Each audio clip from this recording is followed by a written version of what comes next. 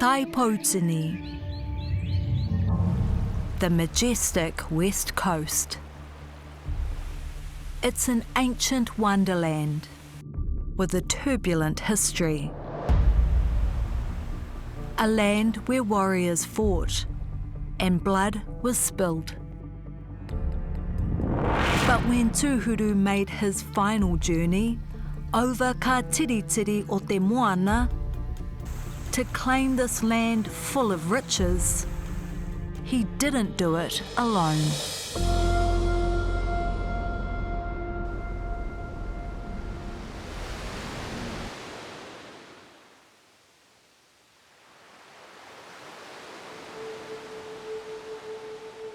Kati Wawe. We have an interest in history with our whakapapa, especially pertaining to our wahine. Papakura, who was married to Tūhuru, was actually known as a wahine toa. She fought alongside Tūhuru as well. She also led with him, like Tūhuru's sister Moroiti. She was known as a tohunga. Basically, he wouldn't go to war unless she gave the right sign to actually go. A huge part of our history is that all of these women were actually forgotten. We've gone probably towards more of the Bible in the way that they structured themselves, God, man, and then woman. Whereas we all know that Tāne created woman first.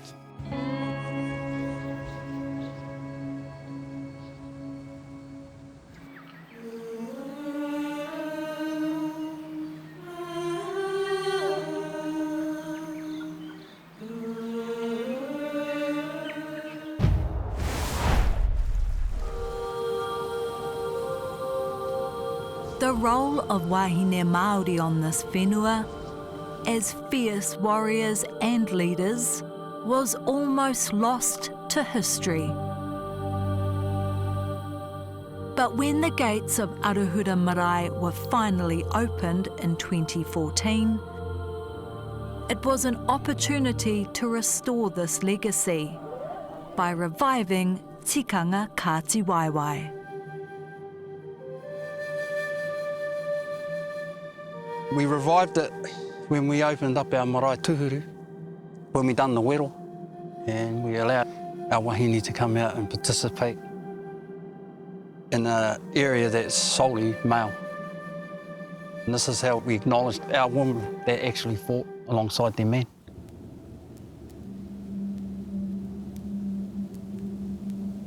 When I started learning maurako for our marae opening, I was about 14.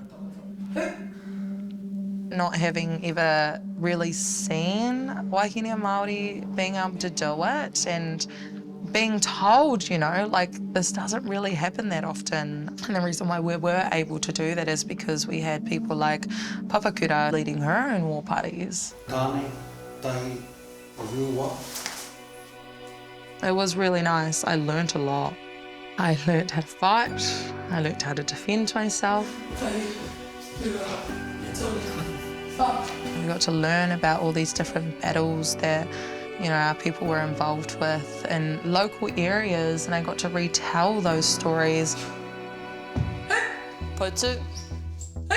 You see so many males do maurako, and they're so aggressive and they're so staunch. And us wahine, I remember we kind of looked around and we're like we're real staunch too.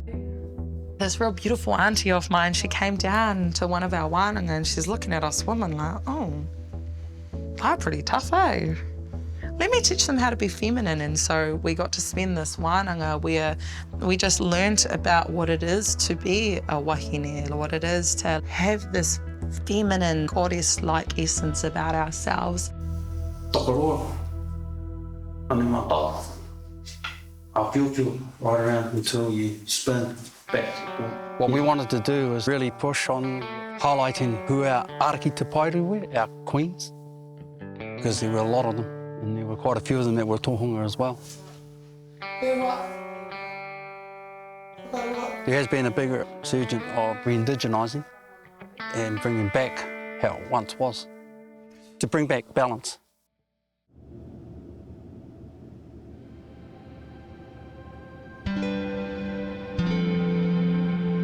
I collect hats, different hats, vintage hats, different pieces because I see them like art. They are art. Most of the women in our whānau are incredibly glam, maybe is the word. My queers aunties, they would go to anything at the marae and be decked out in fur, like dripping in fur and pearls. And I think I really got a lot of this from them. The first time I came to the West Coast was when I was 21, and it was after we had a whānau reunion. We had talked about our whakapapa, mainly for our tupuna queer, Hine Arorangi. She was alive during the 1800s, and we always knew she was from here. We always talked about her. We knew she was tūmata kōkiri, we knew she was Ngāti Wairangi, and we kept those pūrākau and that whakapapa alive. This is just my vegetable garden that's been eaten alive by all the moths. A lot of different areas on the coast. You have opportunities where there's a hunger and a need to modernise. So I think about that concept of matakete a lot, and I believe that somewhere in this path it was known that for this time in this rohe, that wahine Māori were needed to provoke that change.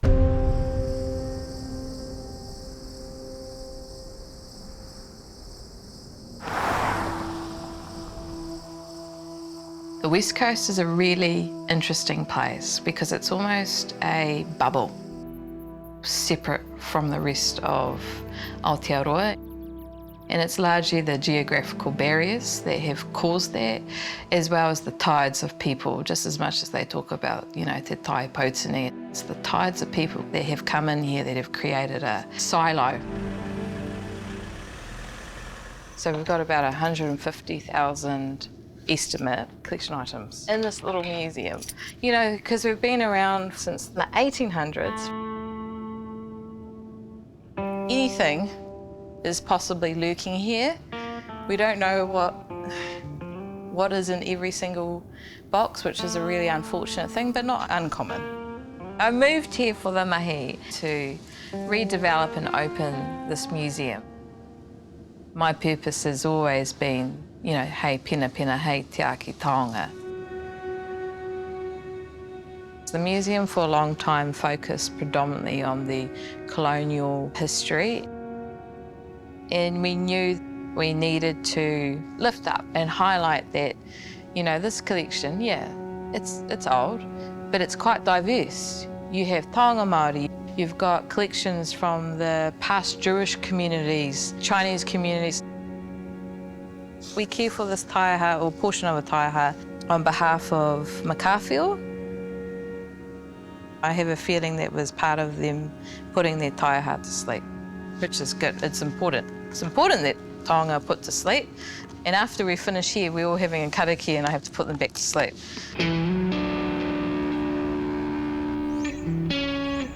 Well, if I look at the past constructs, the dominant culture says to make an impact, you need to create a legacy. Now, for whakaaro Māori, that's a very strange concept because it means that you mark a place or a time and then you don't allow others to come in. So for me, once I've done my mahi here, made the waves to create the space for others to come in, that has more meaning than a legacy.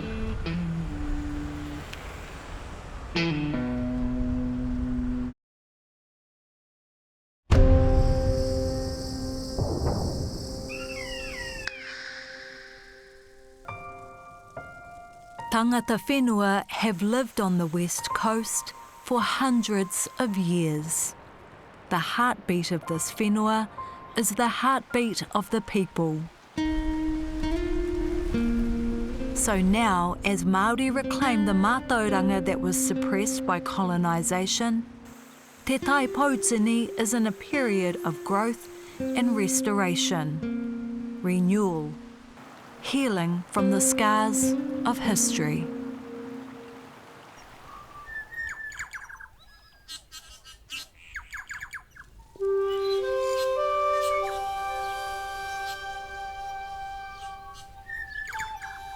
So on our waterways on the South Island, we have a whole lot of tutu, tupakahi, toot, as it kills stock because the stock aren't indigenous to here, so they don't understand the plants. So they eat it and they die. And that's what we use a lot of in the South Island, for bathing, for bones, for healing. And it's most potent when it's young like this. So this is really potent stuff. E ho manaki tia mai tō pōno ka me kātau kei mahue I honei ki raro te ko te matua, te tama me te wairua tapu ake tonu atu. Āmeni. So I was taught rongoa by Te Awhina Riwaka of the Ngāti Maniapoto people in Wellington in the 1990s. And my mother had come and got our grandmother from Nainai in Waikanae, and she moved her back here to the coast.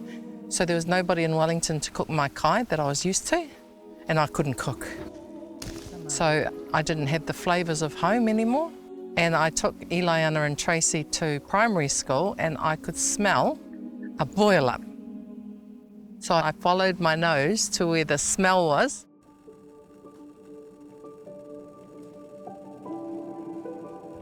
In you go, in you go. We make the wairako from the whole plant. Pharmaceuticals, they extract one part of the plant, they amplify it and they grow it, and then that's what they use. Within our families, we have tuakana teina, pōtiki, mātāmua, and there are responsibilities within those families, eh?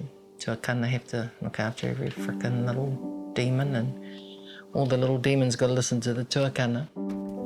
So they all have these different roles. Well, that's the same with the rākau. When you make from the rākau something, the whole whānau's there. And that's what goes to meet the mauri of the person that's not well. Okay, so I'm going to stand behind you, put my hands on your shoulders and have our karakia. Yep.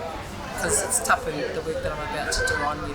Yeah. Because we aren't the ones that do anything. We're just the ones that have been given the knowledge.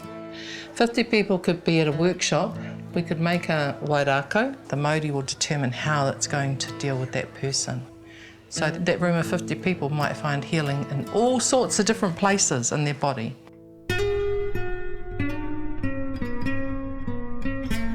Whenever we're sick, we go, I'll go to the doctor and get fixed. And we place our health in their hands, whereas that's wrong. You're a tohunga of your own body.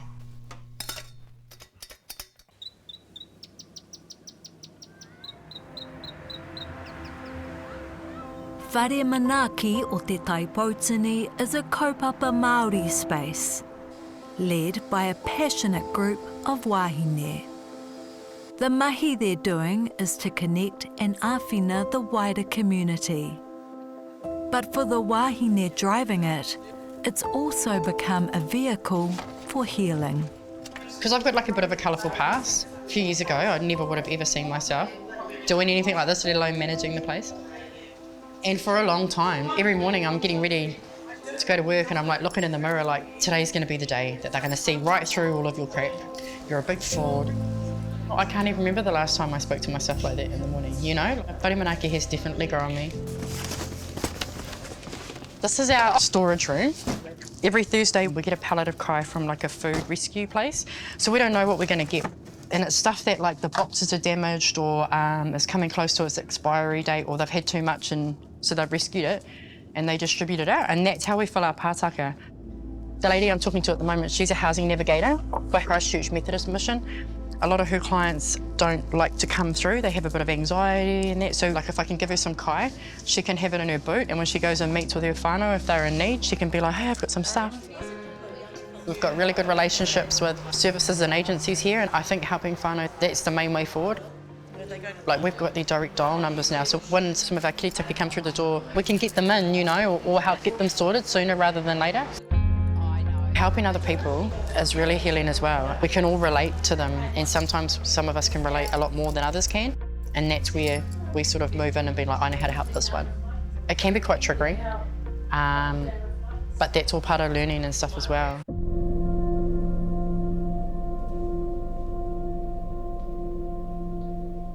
I'm going to hang it out and it's going to rain because that's what happens on the West Coast.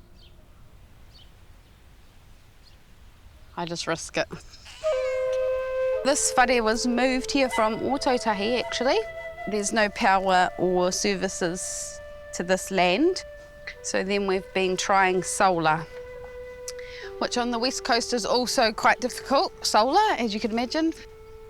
We're still unconsented because we're movable and yeah, off the grid. So we want to do that for the kura as well. Fluent reo speakers are still a rarity on Te Taipōtini. Increasing access to te reo for tamariki has long been a dream for Kāti Waiwai whānau. But making it happen still required some West Coast ingenuity. Come up, mate, and choose which ones you want. Breakfast for kings. We've had lots of whānau hui over the past probably 15 years. There was no way of getting around the system. So then correspondence school come up as an option. So it kind of has been going on for generations, but then all came together. Can you get your school bags and shoes ready? So William stays here because he is at the home school. So he doesn't come to town with us. And then they kind of arrive as we're leaving. And I also knew it was really important because Midi was willing to give up her mahi at kura and just was so passionate about everything to do with it. Me tīmata tātou ki te wāhanga karakia tūtai, a me ino i tātou whakataka te hau ki te uru, whakataka te hau ki te tonga. It's been an ongoing thing that whānau have wanted, was to have alternate learning for tamariki. So all work as a collective, ki te whakautu I nei pātai to answer the questions. Yeah, it's really isolated here. And like Māori kaupapa have only just started up in the last, I'd say, 3 years. So what one is county law and what one is the biggest? We've got a bilingual unit that's been going for 8, but all these boys have been through the bilingual unit and their reo is still minimal. So you have to sort of give it in drips and drabs. Hā tēnei? Ka mai kono mai rimu. Hā tēnei? Rahi. Kukama. A lot of our tamariki have learning difficulties. So we sort of just go with what they can do and how long they can do it for before they start to get hoha. We're going to turn it around. Yeah, and anything that the marae have, then we'll go to them. Because for us, I think that's a part of learning, especially culture, is being a part of what's happening within the hapori.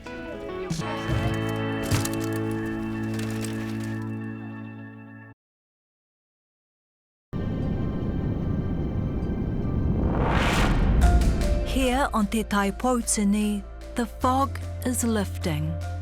The things whānau want for their community and this whenua have been pushed to the forefront. And as it was once before, mana wahine are emerging, ready to steer Māori on the coast into the future. So Fridays, you're only 2 hours, 10 to 12. 12 o'clock's our lunchtime here to between 12 and 1. You're always welcome to stay and have lunch with us because it's the lunch is for anyone who's here. Kia nei, ko te whare mana ki he ahuru mōwai mo te hapori o te Taipōtini. That's tika, leave that there. It's a safe space, it's a whare mahana, it's a cultural space.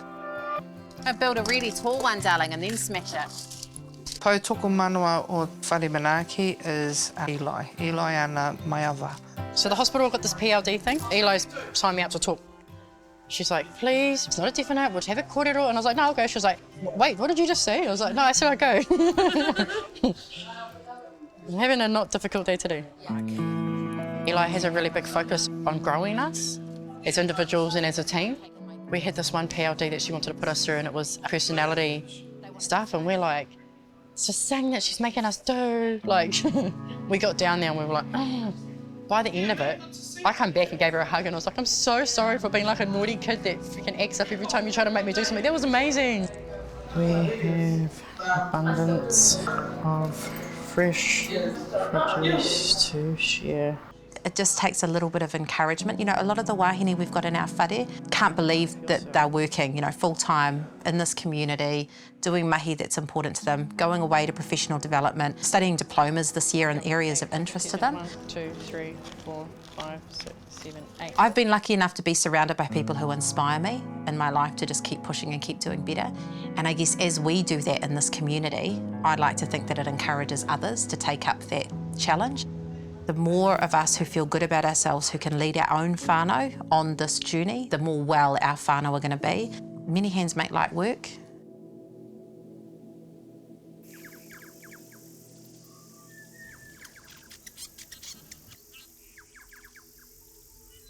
How do I want to give myself to this community? Like, how do I want to give myself back to the next generation and back to my own people?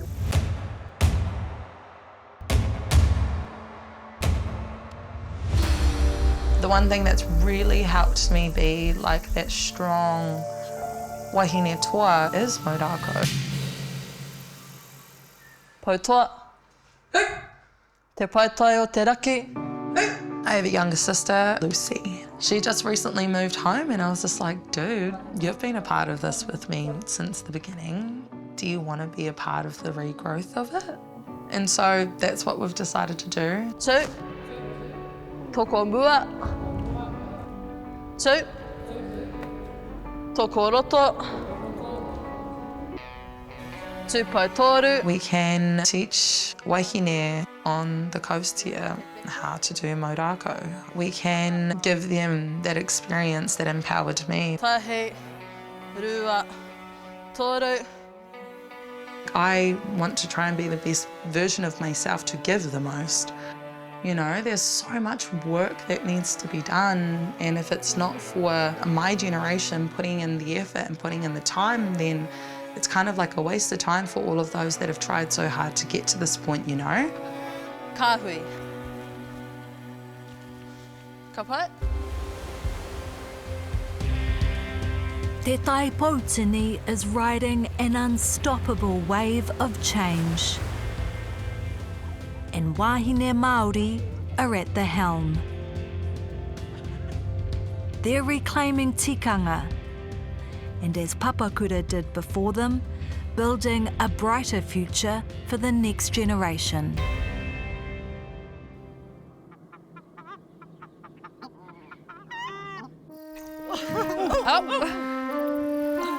Ideally at the future, it looks like cradle to grave learning with Te Kura correspondence school curriculum in it, so that there's kaumātua up in the space for learning, the kohanga, having kapahaka up there, having maurako, waka ama, and then, yeah, just working in partnership with the marae and the other kura around here.